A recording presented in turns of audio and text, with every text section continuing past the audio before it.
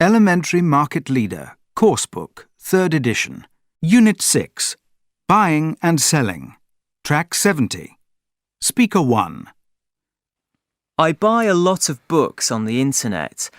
I often look at them in the bookshop, but then buy online. It's much cheaper, and they arrive very quickly. It's great. I guess I buy a book every 2 weeks, perhaps more. Track 71. Speaker 2. I love the January sales. I buy things like electrical goods because the discounts and special offers are so good. You can get some real bargains, especially in the big department stores. I go every year. Track 72. Speaker 3. I buy my music and movies online. I just download them. It's so easy and convenient. I usually buy something every week. I probably spend too much because it's so easy. Unit 6, Buying and Selling. Track 73.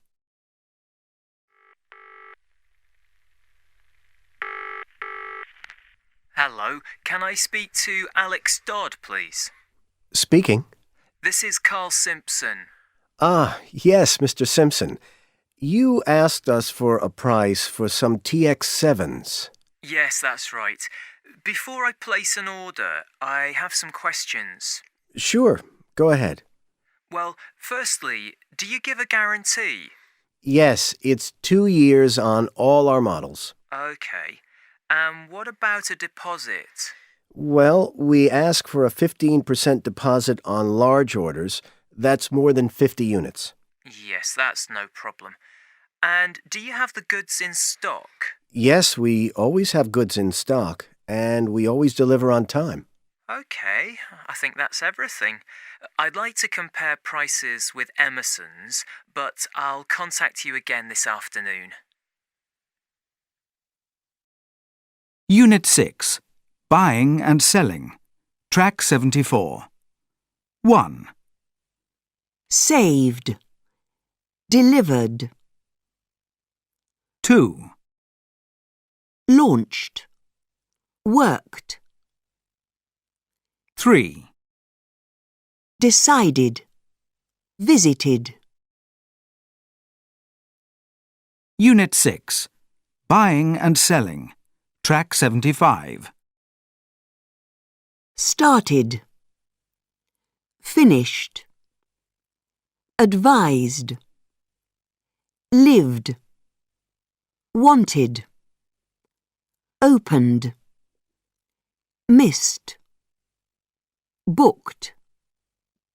Invited. Unit 6, Buying and Selling. Track 76. What advice would you give to new sales staff? My advice would be patient. Take time to build relationships with the people that you want to sell to, and the sales will come.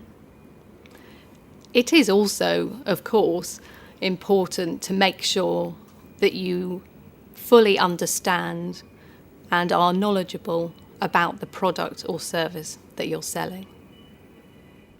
What mistakes do salespeople often make?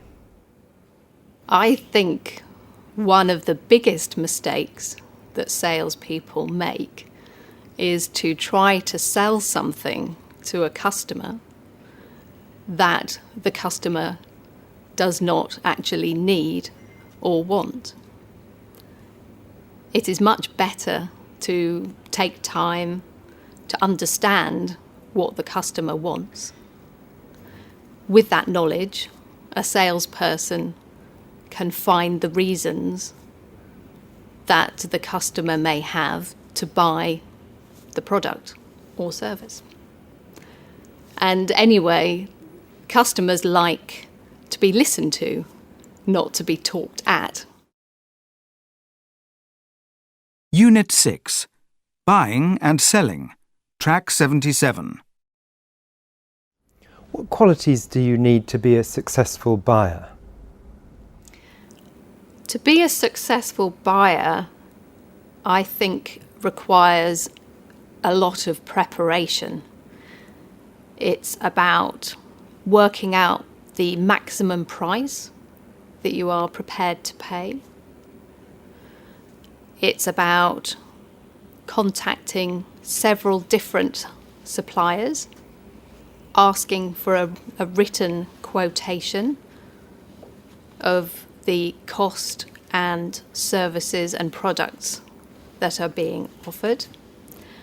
And it's also about being prepared to look at ways of getting additional extras, perhaps, or some discount for ordering a higher volume of the product, for example. And finally, it's important to be prepared to walk away from the purchase if you're not happy with what is being offered. Unit 6. Buying and selling. Track 78. What's the best thing you have bought? I think the best thing I ever bought was a house. This was about 8 years ago. The house had some extra land around it, and the seller was asking for a very high price.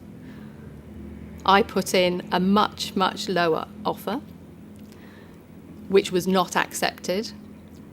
But over a period of 18 months, with lots of different negotiations and some patience on my part, I was prepared to wait all that time. Eventually, I bought the house at a much lower price than had originally been asked for. Unit 6. Buying and selling. Track 79. So, tell me a little about Mikael Olsson's early life. Well, he was born on December the 27th in 1957 in a town in the south of Sweden. He studied industrial design and marketing at Linköping University. That was in the late 70s. What about his career in IKEA? Well, Mr. Olsson got his first job in 1979. He worked as a carpet salesman in the IKEA store in Linköping. 2 years later, in 1981, he became the manager of a store in Sundsvall. Olsson moved up the career ladder quickly with management jobs in training and marketing. When did he get his first international experience? He got a job in Belgium in 1988. He was the country manager there. In 1991, the company moved him to Canada for another 4 years. In 1995, he returned to Sweden as managing director, a job he did for 5 years. Mr. Olsson's next big job was regional manager for Southern Europe and North America. And then, on September the 1st, 2009, IKEA named him as chief executive, a position he still has today. Unit 6. Buying and selling. Track 80. Hi everyone, I'm Carol, and this is the new cachet bag from Tina Fashions. It's stylish and fashionable. It's for smart, professional women. It's made of soft material. It's very easy to clean and take care of. It's got a special feature on the inside of the bag. I'm sure you all love the extra pocket at the front. It's really useful.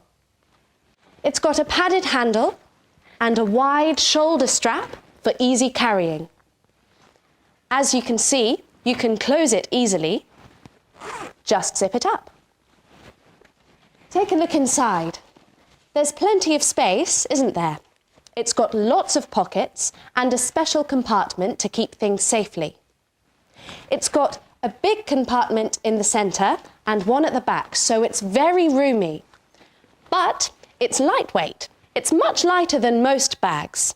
It weighs about half a kilo when empty, and it's just 35 centimetres long. It comes in 3 colours: black, blue, and brown. It's a great bag for all seasons. You can carry it all day long. It's just €75. Order now and we'll deliver within a week. Postage and packaging, €5 extra. Unit 6. Buying and Selling. Track 81.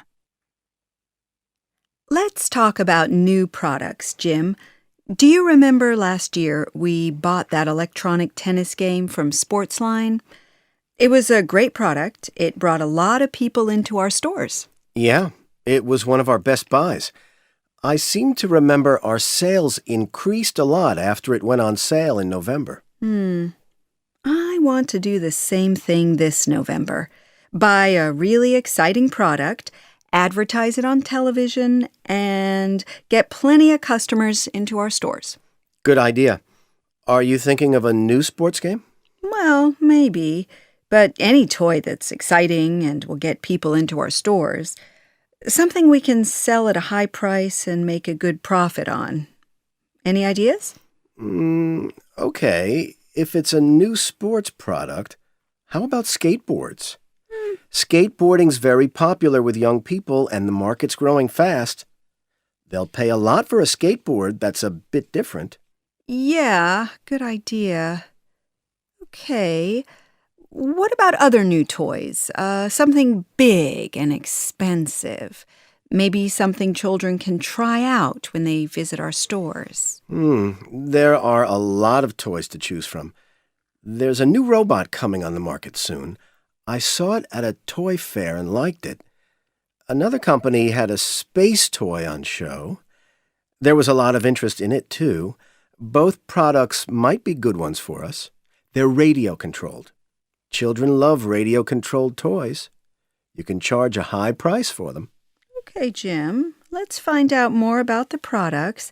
Then we can discuss which one to order. We don't have enough cash to buy all of them, so we'll have to make a choice. Working Across Cultures 2. Track 82. When you meet an American for the first time in a business situation, it's usual to shake hands. You should use a fairly firm handshake. Keep good eye contact when you talk to Americans. It shows that you are interested in what they're saying, and it's a sign of respect. Personal space is important to them. They like to keep a distance of about 2 to 3 feet between them and the person they're talking to. Americans tend to speak in a direct, informal manner. They like to get to the point quickly. This can be surprising for people who have a more indirect style of communication. If you go to a meeting, arrive on time, or even a few minutes earlier, Americans value punctuality. There probably won't be much small talk at the start of the meeting. Agendas for meetings are common and usually followed carefully. Most Americans want to use first names as quickly as possible after meeting business people from other cultures. There are no special rules about giving and receiving business cards. Many Americans fold or write on a card, but this doesn't mean they don't respect you. Working Across Cultures 2. Track 83. So, Gail, what did you learn while you were in Shanghai? Well, quite a few things. For example, each day when you meet Chinese colleagues at work, you shake hands. You also shake hands at the end of the day. They often nod their head as well. What about their way of communicating? They don't like saying no to you. If a Chinese person says no, it can make the other person feel uncomfortable. The other person loses face, and that's not good. So, instead of saying no, they'll say maybe, or we'll see, or perhaps. But that's really their way of saying no. So they express themselves more indirectly. Yes. The Chinese often express themselves more by body language rather than by words. You have to watch their body language, their facial expressions, their gestures to work out what they really mean. Okay, interesting. What about other differences? There are plenty. When you talk to Chinese business people, it's best to use their title, such as Mr., Mrs., or Miss, followed by their surname. I always used their last name and their title. For example, I'd say, "Good morning, Chief Engineer Zhang." And what about business cards? You present your business card with both hands. One side must be in Chinese, and that's the side you show to your Chinese contact. What about meetings? Okay, the important things are to be on time and to know who the most senior person is. It's usually the oldest person in the room. You mustn't interrupt people in meetings or talk over them. It's important to show respect at all times, so your Chinese colleagues never lose face.